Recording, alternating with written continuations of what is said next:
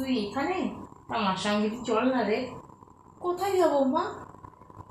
তোর বাবার বন্ধুর ছেলের বিয়ের নেমন্তন্ন এসছে, তার একটু কেনাকাটা করতে যাব ভাবছিলাম। চল না রে আমার সাথে।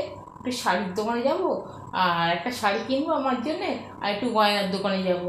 গিফট দিতে হবে তো, তাই একটু গয়নার দোকানেও যাব। আর ভাবছিলাম আসার সময় একটু পার্লার থেকেও ঘুরে আসবো। চল না রে আমার সাথে। না, এখন কেনাকাটা করতে যাব? রাস্তাঘাটে কি ভিড়!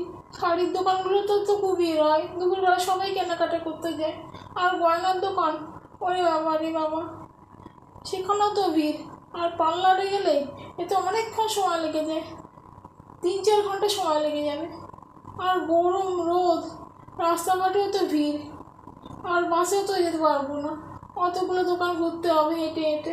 না না, আমি এই গরমে তো কোথাও যাবো না, তুমি একাই যাও, আমি বাড়িতে আছি, আমি কোথাও যাবো না। আরে আমার সাথে, দুপুরবেলায় তো দোকানগুলো ফাঁকা পাবো, অন্য সময় তো ভিড় হয়ে যাবে, আর সকাল থেকে তো সময় পাই না।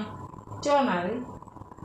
না না, আমি এখন দুপুরবেলা যাবো না, আমি দেখেছি শাড়ির দোকানগুলোতে দুপুরবেলায় বেশি ভিড় হয়, সবাই ওই সময় কেনাকাটা করতে যায়। আমি যাবো না, আমি বাড়িতেই যাবো, তুমি যাও একা। তুই যখন যাবি নাই বলছিস, তাহলে আর জোর করে কি করব?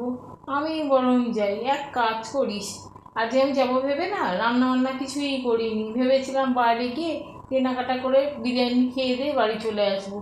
তুই যখন যাবি না বলছিস, তাহলে বাড়িতেই থাক, একটু রান্না করে নিস তোর জন্যে। আমি একাই যাই বললে, তুমি আজ রান্না করনি, বিরিয়ানি খাবে? তা আগে বলবে তো, আমি এক্ষুনি রেডি হয়ে আসছি মা। তুমি একা একা যেও না, আমি এখন রেডি হয়ে আসছি, আমিও বরং তোমার সাথেই যাবো। দাঁড়াও না, দাঁড়াও, আমি এখন রেডি হয়ে আসছি, গরম তো কী হয়েছে, আমি এখন রেডি হয়ে আসছি, দাঁড়াও না গো।